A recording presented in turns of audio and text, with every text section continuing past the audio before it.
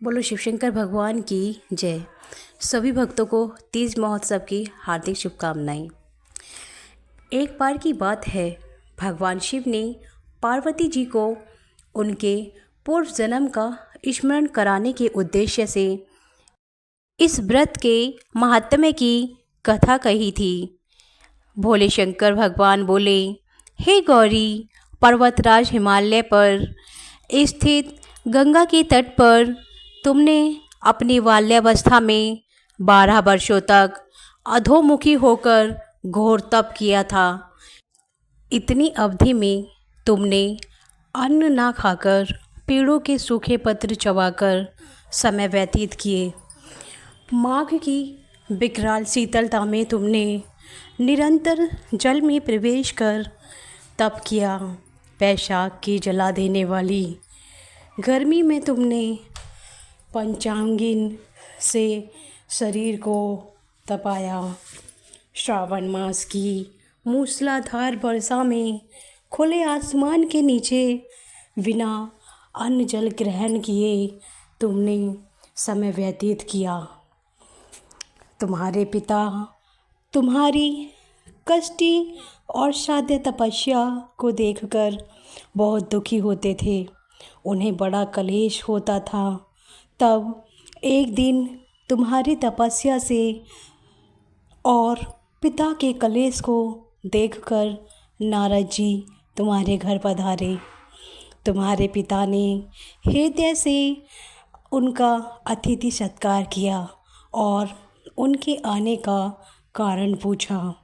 तब नारद जी ने कहा कि हे गिरिराज, मैं भगवान विष्णु के भेजने पर यहाँ उपस्थित हुआ हूँ।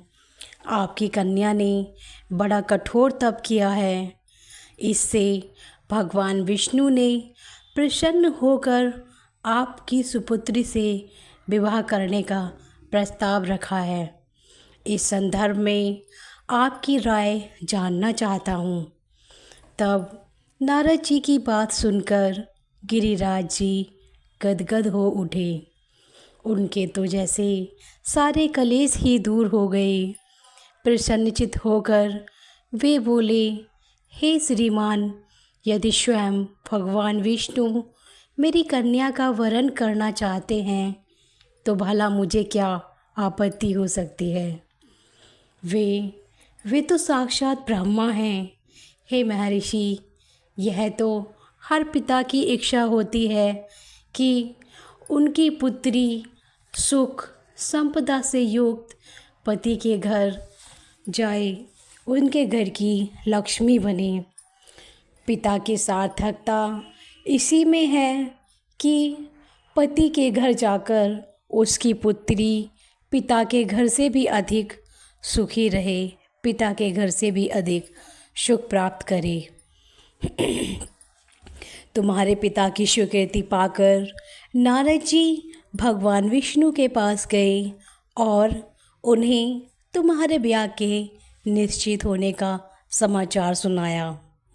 मगर इस विवाह के संबंध की बात जब तुम्हारे कान में पड़ी तो तुम्हारे दुख का ठिकाना ना रहा।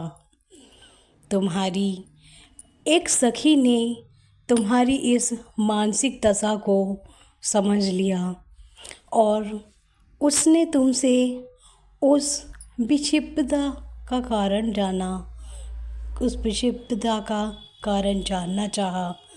तब तुमने बताया कि कैसे तुमने सच्चे हृदय से भगवान शिव शंकर का वरण किया है, परंतु मेरे पिता ने मेरा विवाह विष्णु जी से निश्चित कर दिया है। मैं विचित्र धर्म संकट में हूँ। अब मैं क्या करूँ? प्राण छोड़ देने के अतिरिक्त अब कोई भी उपाय शेष नहीं बचा।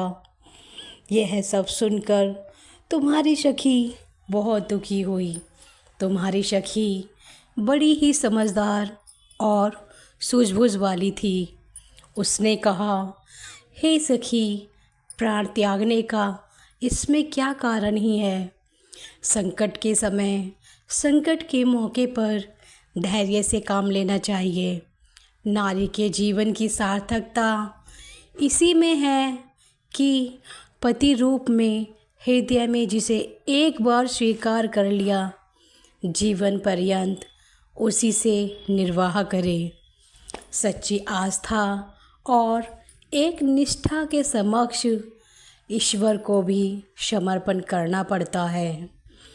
मैं तुम्हें एक घनघोर जंगल में ले चलती हूँ, जो साधना स्थली भी है और जहाँ तुम्हारे पिता तुम्हें खोज भी नहीं पाएंगे। वहाँ तुम साधना में लीन हो जाना। मुझे विश्वास है कि ईश्वर अवश्य ही तुम्हारी सहायता करेंगे। तुमने अपनी सखी की बात सुनकर उस पर विश्वास कर ऐसा ही किया। तुम्हारे पिता तुम्हें घर पर ना पाकर अत्यधिक दुखी हुए और बहुत ही ज़्यादा चिंतित हो गए। वे सोचने लगे कि तुम जाने कहाँ चली गई। मैं विष्णु जी से विवाह करने का प्रण कर चुका हूँ। यदि भगवान विष्णु बारात लेकर आ गए तो कन्या घर पर ना पाकर उनका कितना बड़ा अपमान होगा। मैं तो कहीं मुंह दिखाने योग्य भी नहीं रहूँगा। यही सब सोचकर गिरिराज जी ने पूरे ज़ोर शोर से तुम्हारी खोज शुरू करवा दी। इधर तुम्हारी खोज होती रही और उधर तुम अपनी सखी के साथ नदी के तट पर एक गुफा में मेरी आराधना में लीन थी। भाद्रपद शुक्ल तृतीया को हस्त नक्षत्र था। उस दिन तुमने रेत के शिवलिंग का निर्माण कर व्रत किया। रात भर मेरी स्तुति के गीत गाकर जागी। तुम्हारी इस कष्ट साध्य तपस्या के प्रभाव से मेरा आसन डोलने लगा। मेरी समाधि टूट गई। मैं तुरंत ही तुम्हारे समक्ष जा पहुंचा और तुम्हारी तपस्या से प्रसन्न होकर तुमसे वर मांगने के लिए कहा। तब अपनी तपस्या के फल स्वरूप मुझे अपने समक्ष पाकर तुमने कहा कि मैं हृदय से आपको पति के रूप में वरण कर चुकी हूँ।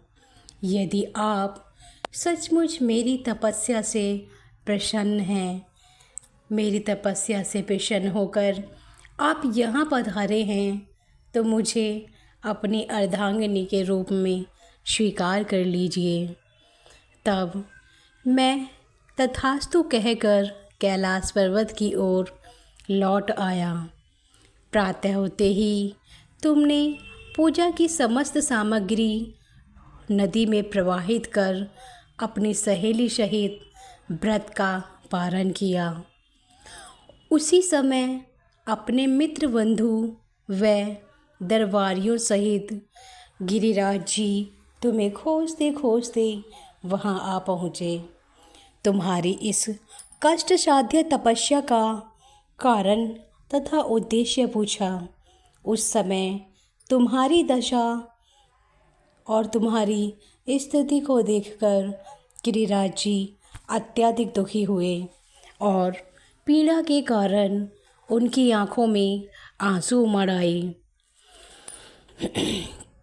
तुमने उनके आंसू पोंछते हुए बड़े ही विनम्र स्वर में कहा कि हे पिताश्री, मैंने अपने जीवन का अधिकांश समय तपस्या में बिताया है। मेरी इस तपस्या का उद्देश्य केवल यही था कि मैं महादेव को अपने पति के रूप में पाना चाहती हूँ। आज मैं अपनी तपस्या की कसौटी पर खरी उतरी हूँ। मैं अपनी तपस्या की कसौटी पर खरी उतर चुकी हूँ। आप क्योंकि विष्णु जी से मेरा विवाह करने का निर्णय कर चुके थे, इसलिए मैं अपने आराध्य की खोज में घर छोड़कर चली आई। हे पिताश्री, अब मैं आपके साथ इसी शर्त पर घर जाऊंगी कि आप मेरा विवाह विष्णु जी से ना करके महादेव जी से करेंगे। गिरिराज जी पार्वती माता की बात सुनकर मान गए और उन्हें घर ले गए। कुछ समय के पश्चात शास्त्रोक्त विधि विधान पूर्वक उन्होंने हम दोनों का विवाह सूत्र में बांध दिया। हे पार्वती, भाद्रपद की शुक्ल तृतीया को तुमने मेरी आराधना करके जो व्रत किया था, उसी के फलस्वरूप मेरा तुमसे विवाह हो सका। इसका महत्व यह है कि इस व्रत को करने वाली कुंवारी कन्याओं को मनवांछित फल देता हूँ।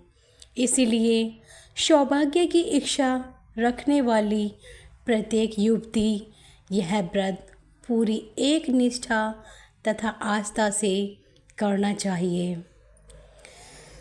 बोलो शिव शंकर भगवान की जय।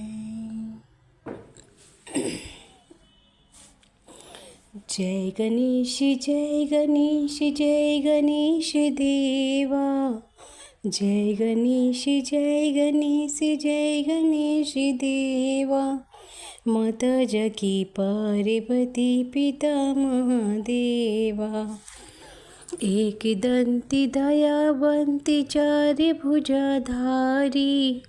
माथे सिंदूर सोहे मूसे की सवारी। जय गणेश जय गणेश जय गणेश देवा। माता जगी पार्वती पिता महादेवा। पानी चढ़े फूल चढ़े और चढ़े मेवा। पानी चढ़े फूल चढ़े और चढ़े मेवा। लड्डून का भोग लगे संत करे सेवा। जय गणेश जय गणेश जय गणेश देवा। माता जकी पार्वती पिता महादेवा। अंधन को आँख देते कौड़िन को काया। अंधन को आँख दियो कौड़िन को काया। बाजन को पुत्र देते निर्धन को मार। जय गणेश जय गणेश जय गणेश देवा।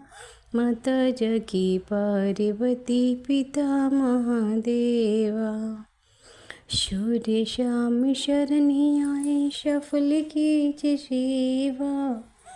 सूर्य शाम शरणी आए सफल कीज सेवा।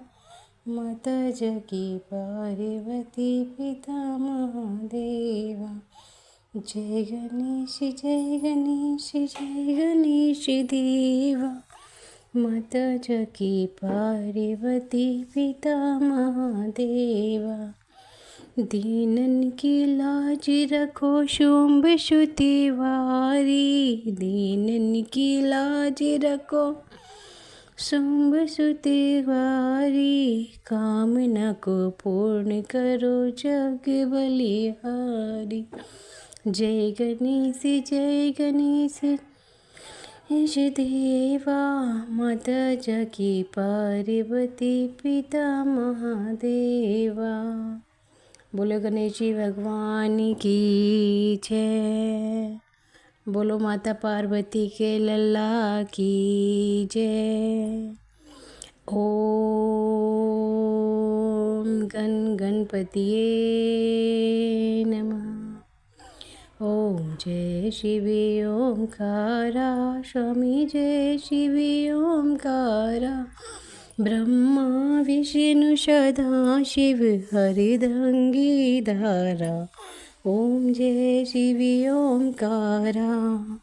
एकानन चतुरानन पंचानन राजे। हंसासन गरुणासन वृषवाहन साजे। ओम जय शिवे ओंकारा। दो भुज चार चतुर्भुज 10 भुज अति सोहे। त्रिगुण रूप निरखते त्रिभुवन मोहे। ओम जय शिव ओंकारा। अक्षमाला वनमाला मुंडमाला धारी त्रिपुरारी कंसारी करमाला धारी। ओम जय शिव ओंकारा।